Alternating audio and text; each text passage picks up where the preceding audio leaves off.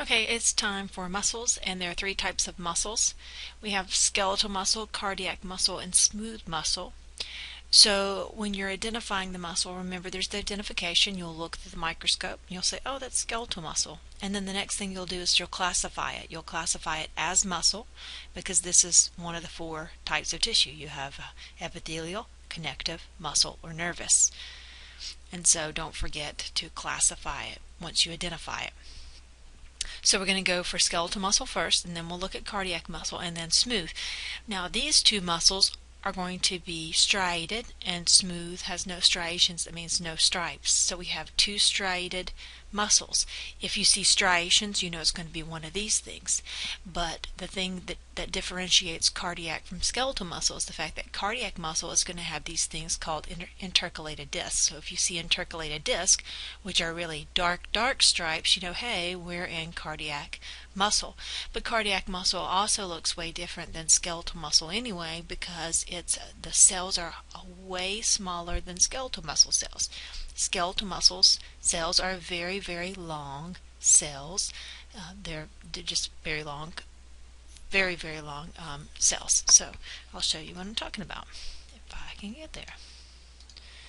So we start with skeletal muscle cells, and on this slide we have one skeletal muscle cell going like this, and here's another one coming down this way, and here's another one, and here's another one, and another one, and another one. These are very long cells. They're so big we can't get a whole cell in a slide.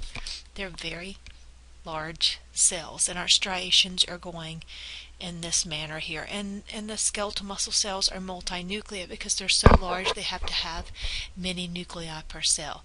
So these are typical skeletal muscle cells. Striated. And here's a nucleus for this one. Here's a nucleus for this one. Sometimes you see many nuclei per cell, but in this particular slide you don't. So this is typical skeletal muscle. You see striations. And this is perfect slide because you see these perfect cells going down this way. Here's one cell. Here's another. Here's a cell. Here's a whole cell. Now on this slide of skeletal muscle we see our striations. See how it looks? The striations look. They're going up and down this way. But here's our cell. Here's that one big cell going this way. Here's the edge of the cell. And here's its other edge going this way. So this is a big cell here going this way. Here's another cell, and here's a little cell, and here's one. And now you really can tell how the skeletal muscle is multinucleate because in this little cell here you can see how it has 1, 2, 3, 4 nuclei serving this little cell here. And so here is a great example of skeletal muscle. You see all the striations and you see how long and cylindrical these cells are. Perfect. And also this is great to show you how different stains make cells look different. Now this is not an unstained specimen. It's just red, yummy skeletal muscle. You eat it in steaks all the time. And here it's a different staining. It's stained specimen, so it's appearing blue. Here's skeletal muscle, not the best picture, but you can see here's this one big cell going this way. Here's another cell, and here's another cell. You can still see the striations running this way perpendicular to the cells. So and here's this big nucleus right there. Now on this slide, not the best picture because we see a lot of connective tissue. Here's a cross section through a capillary. You're like, what is she showing us? Here's our skeletal muscle slide going through here because it just shows really nice striations up here of our skeletal muscle. Now we're getting into cardiac muscle. And in cardiac muscle, the big difference is the cells are a lot shorter. They're short, fat, and branching. And you see the striations. You can clearly see striations running in this direction right here, right? And then every now and then you see these darker staining regions. These are the intercalated discs. This is where one skeletal muscle, like right here, is coming into contact with another. And the reason these intercalated discs are here is because they're in this region here. There are lots of gap junctions and desmosomes where these two cells are coming together because we have to have a lot of communication between each of those two individual cells. That's what the gap junctions are for. And also We need lots of desmosomes because these cells are being pulled apart each time those cardiac muscle cells contract, and so desmosomes are adhering junctions and they prevent them from being pulled apart. So they stain heavily in these regions between the cells where we have a heavy amount of those gap junctions and desmosomes. So that's why we stain here. So this is an intercalated disc. Here's an intercalated disc. Here's one, here's one, here's one, here's one, here's one. So you see intercalated disc, you see right away that this is cardiac muscle. Here's a big nucleus to the cardiac muscle. And all this stuff in between that you don't see in skeletal muscles, this is a type of connective tissue, a supporting connective tissue internal to the heart. Nice support. And so notice we have the striations, and there's a lot of branching. It looks like this muscle is woven compared to skeletal muscle. Now, this looks more like skeletal muscle, doesn't it? It's not as woven as the last one, so you might think, oh, is this skeletal muscle, is this cardiac muscle? It's striated and all of the muscles are running in one direction, and what gives it away that it's not skeletal muscle, that it is indeed, we see the striations, that it is indeed cardiac muscle, as these big dark lines, and those big lines are called what? That's right, these guys are in the intercalated disc. If you see these things, you know you are in cardiac muscle. Don't miss cardiac muscle. And these big round nuclei here. Now this nucleus here is to one cell. Cardiac muscle is uninucleate. Skeletal muscle is multinucleate. Here's another great slide of cardiac muscle. Now it's running in this direction, up and down, and we see all of our striations here, so we know it's got to be skeletal muscle or cardiac muscle, but because in addition to the striations we see the intercalated disc, bam, we know we have cardiac muscle. I hope you're getting a search image pattern for intercalated disc. You don't so much see striations in this, do you? I don't see very many striations at all, but what my eye is drawn to are these little regions here where the cells are butting up to one another, and these are intercalated disc. So this again is cardiac muscle. More cardiac muscle, that looks very familiar.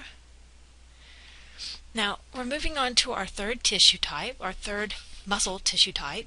We had the cardiac muscle, which you've seen lots of, and here's our skeletal muscle. These are striated. Notice how striated they are? When we get to smooth muscle, there are no striations. In smooth muscle, and it actually appears striated, but that's because of the picture. There are no striations in smooth muscle. And what you want to look for smooth muscle is you want to look for these nuclei that are sort of corkscrew shaped.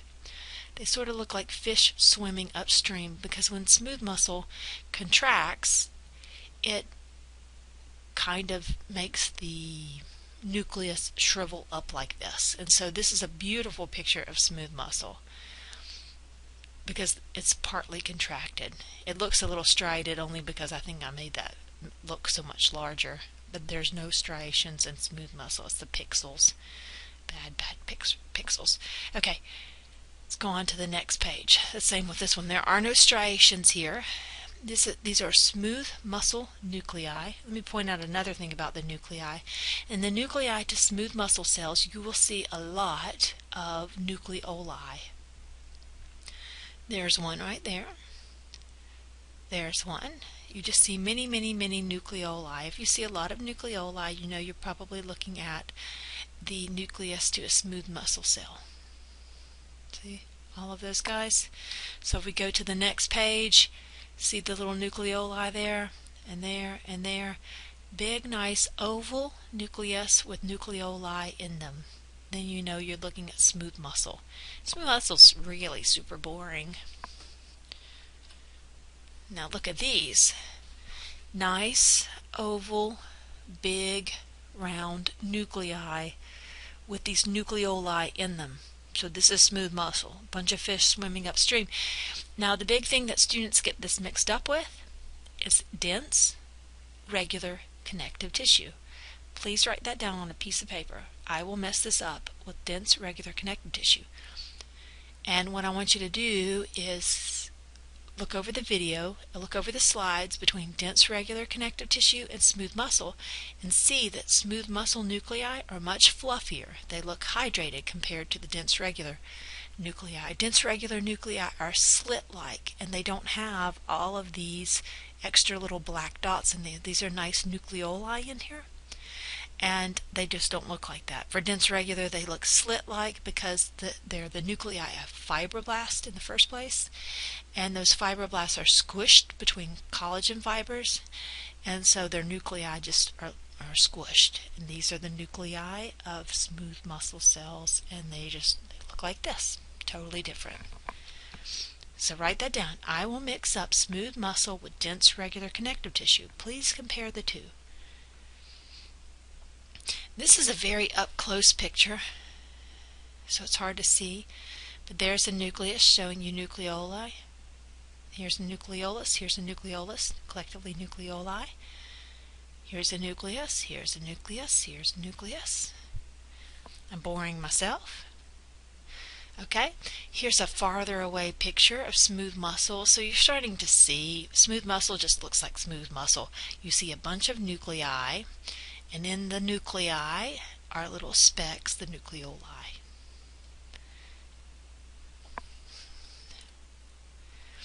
Here's a longitudinal section and a cross section here, so you won't have to identify the cross section, but it gives you a nice view of what the nucleus looks like to smooth muscle. They always look like they're nice and gentle and calm and peaceful.